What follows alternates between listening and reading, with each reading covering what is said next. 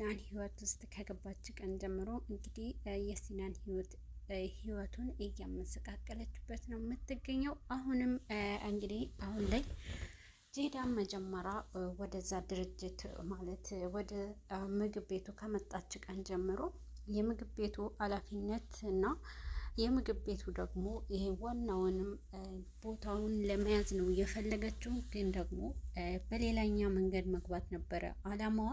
የሲናንንም ባለቤት ሆና እዛ ምግብ ቤት ውስጥ እንግዲህ ያንን ምግብ ሼፍ ሲናንም አግብታ ሁሉንም ቦታው ለመውሰድ የፈለገችው ጄዳ አሁን ላይ እንግዲህ ሁሉም ነገር ሲበላሽባት እንግዲህ ከፍርድ ቤቱም በኋላ የበለጠ ደግሞ እልህ ውስጥ ገብታለች። ሲናንም በዚህ አላበቃም ብለው ዝታበት ነበርና እና ደግሞ ወይዘሮ መሊሃም ይህ ነገር እንደምትፈታውና እነሱ ቤቱንም እንደሚሸጡና ሌላው ነገር ደግሞ እንደሚስተካከልላቸው ነበረ ያሰበችው። ግን ደግሞ ጄዳ ያሰበችው ነገር እንግዲህ መክፈል ሲያቅታቸው ይህንን ነገር በፍጥነት ወደ እኔም ተመልሰው ይመጣሉ የሚለው ነገር ነበር እና በዚህ መንገድ አሸንፋለሁ ብላ ነበረ ጄዳ እንግዲህ። ነገር ግን ያንን መክፈል አትችሉም፣ ተመልሳችሁ ያው ነው እኔንም ብታስወጡኝ ምንም ጥቅም አላገኛችሁም፣ ትሸነፋላችሁና ከዛ በኋላ ሁሉንም እኔ ገዛዋለሁ የሚለው ምላሽ ነበር የሰጠቻቸው። በዚህ ሰዓት እንግዲህ አክስት መሊሃ እሷ የራሷ እዛ ቦታ ላይ ምግቡ ቤት የሚያስመልስ ብር የያዘችው ራሷ የደበቀችው ስላላት በጣም እርግጠኛ ሆናለች።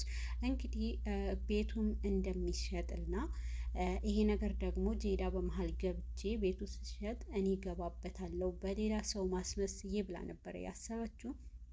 እንግዲህ ጄዳ በሌላ ርቀት መንገድ ሄዳባቸዋለች። እሷም የሄደችው እንግዲህ የጄዳ ትክክለኛ ማንነት እየተገለጠ ወጥተዋል።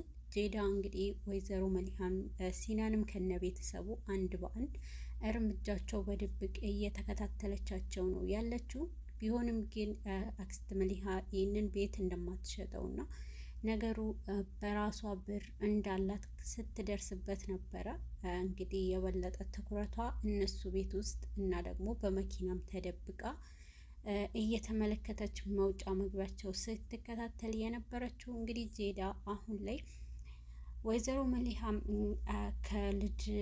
ከልጇ ባልና ከልጇ ጋርም ሆና ብዙ ነገር አድርጋለች። እንግዲህ ሀባና ከነሲብ ጋር ሆነው ልጅ ለመውለድ ትንሽ ብር እንደሚያስፈልጋቸው ካወቀች በኋላ ወርቋም ያጠራቀመችው ወርቋ ሽጠው እንደሚታከምና ልጅ እንዲወልዱላት አድርጋለች። ይሄ ነገር ካደረገች በኋላ ደግሞ እንግዲህ ብር እሷ እዛ ወጥታ የሲናንንም ወጪ ለመሸፈን ነበረ ብር አውጥታ ስትመለስ እንግዲህ ጄዳ እየተከታተለቻት ነበረ። ጄዳ አሁን ላይ ሰውን መኪና ውስጥ አስገብታ ትንሽዬ የሆነ ልጅ ይህንን ቦርሳ ጠልፈህ ወደ እኔ ታመጣለህ ከዛ በኋላ ያለው ነገር ብላ ነበረ ለሱ ያስረዳችው። እንግዲህ ጄዳ መኪና ውስጥ ሆና አንድ በአንድ ስትከታተል ነበረ። ልጁም በጣም እንደፈራ ነበርና ምንም አያስፈራህም፣ በፍጥነት እሷ አሮጊት ናትና በፍጥነት ታደርሰዋለክ የሚለው ነበር እርግጠኛም የሆነችው። እንግዲህ በመሀላቸው ሰው ብዙ ውጣ ውረድ የሚተላለፍ ሰው ስለነበረ አክስት መሊሃም ብዙ ጊዜ አምልጣ ነበረ። ቢሆንም ግን ልጁ እንግዲህ ያንን ቦርሳ ጠልፏታል ማለት ነው። በጣም እያለቀሰች ነበረ አክስት መሊሃ። ቢሆንም ጄዳ ደግሞ በጣም ደስተኛ ሆናለች። የምትፈልገውንም በቀል እንዳገኘች ነበረ ደስተኛ የሆነችው። እንግዲህ አክስት መሊሃ የሲናንንም ብድር ከፍላ ልጇንም ከእዳና ልጇም ደስቷ መልሳለሁ ባለችበት ቅጽበት እንግዲህ ጄዳ ሁሉንም ነገር ታበላሸዋለች። ሲናን ደግሞ እንግዲህ ከሩዝ ጋር አያት ጋር ለመገናኘት ያሰበው ቀጠሮ የተሰረዘበት ጊዜ ራሱን ቢያጨናንቅም ሌላኛው ደግሞ እንግዲህ የወይዘሪት ፔሊንም አባት እንግዲህ እሱንም ይዞታል። ወይዘሪት ፔሊን አባት እንግዲህ ወደ ሲናን የሄደበት አንደኛው መንገዱ ከሱ ጋር ለመጣላት ብቻ ሳይሆን ከልጄ እንድትርቅልኝ ለማለት ነበር። እንግዲህ ጸቡን በፍቅር ፈተውታል። ወይዘሮ እንግዲህ ሱሄላ ደግሞ አሁን ላይ ልጃችን ከዛ ሰውዬ የምታድንበት ጊዜ ነው ብላ ነበረ እንግዲህ ባሏም ወደ ሲናን የላከችው። በዚህ መሀል እንግዲህ ወይዘሮ ሱሄላ ቤት ውስጥ በጣም አምልጧት እንግዲህ ባሻክና ቤሊንም ባሉበት ሰውየውንም እንግዲህ ይሄኔ ወይ ምናልባት ደብድቦት ሊሆን ይችላል የሚለውን ነገር ነበረ ያመለጣት።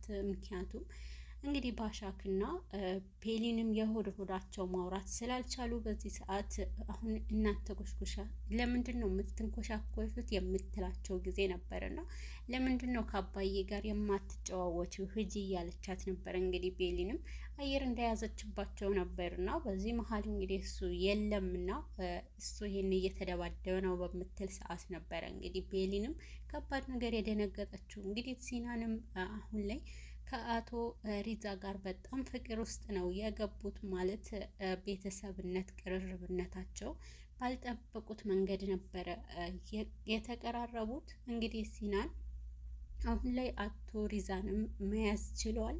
ግን ደግሞ ወይዘሮ ሱሄላ የምትጠብቀው የነበረው ሲናንም ልኩን አስገብቶ ከዚህ በኋላ ልጄንም አጠገብ አይደርስም ብላ ነበረ። እንግዲህ ፔሊን ደግሞ ወደ ዛ ቦታ በሄደችበት ሰዓት በጣም አስገራሚ ነገር ነበረ የተፈጠረው። እሷ የደረሰች ጊዜ እንግዲህ ሁለቱ የበሉበትንም ምግብ ለመክፈል በሚከፍሉት ነገር ላይ ሁለቱም ሲጓተቱ በምታይበት ሰዓት እንግዲህ ፔሊን በጣም ደንግጣለች። እንደጠበቅኩት ነው፣ በጣም ሊጣሉ ነው፣ በቃ ተጣሉ እያለች ደንግጣለች። እንግዲህ ሲናንም በህይወት ይኖራል ብላ አላሰበችም ነበረ።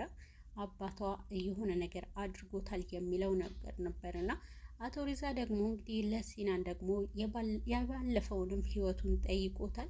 ምንድን ነበር ከልጄ ጋር እሱ እንዴት ተዋወቅ፣ ልጄስ እንዴት ታውቃታለህ የሚለው ነገር ብዙ ጥያቄዎችም ጠይቆት ነበርና ከእንግዲህ ከቤሊን ጋር የተዋወቁበት ትምህርት ቤት ኮሌጅ ውስጥ እንደነበረና እናንተስ እንዴት ትማር ነበረ እንዴት ታዲያ ተምረክ እንዴት አሁን ምግብ ሰሪ ልትሆን ይችላል የሚለው ነበረ አቶ ሪዛም መልሱ የነበረው። በዚህ ሰዓት እንግዲህ ምርጫዬ ነው ትምህርቱን ያቋረጥኩበት አንደኛው መንገድ ነበረ ብሎ የተናገረው።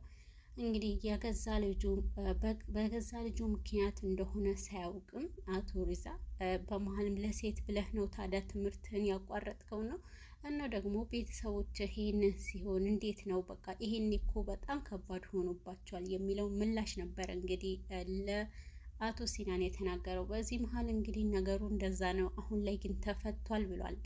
ሲናን ደግሞ እንግዲህ ወይዘሪት ሩዝ ጋር ደግሞ በጣም ከባድ ውለታ እንዳለበት ለቡለንትም ነግሮታል። ቡለንት ደግሞ ይሄ ነገር ወይ ህይወትህ ወይ ህልምህንም መተው አለብህ፣ ከሁለት አንዱ ግዴታ ምርጫ ነው ብሎታል።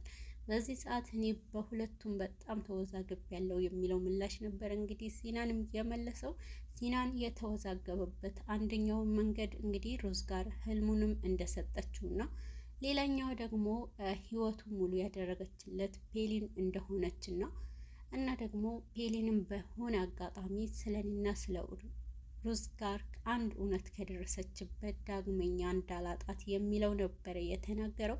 በዚህ መሀል እንግዲህ ሩዝ ጋርም አሁን ላይ ከአያቷ ጋር ከባድ የሆነ ነገር ሰምታለች ማለት ነው። ለፍቅርሽ ታገይና ፍቅርሽን አሳልፈሽ አትስጪ፣ ታገይ፣ አንቺ ሁሌም ቢሆን ለምትወጁ ሰው ምንም አይነት ምላሽ አትሰጭም፣ ለዛ ሰው ትታገይለታለሽ እያላት ነበር ነው እንግዲህ ሩዝ ጋር ተስፋ እንደማትቆርጥና አያቷም እንዳትቆርጥ አድርጎ ሲመክራት ነበረ።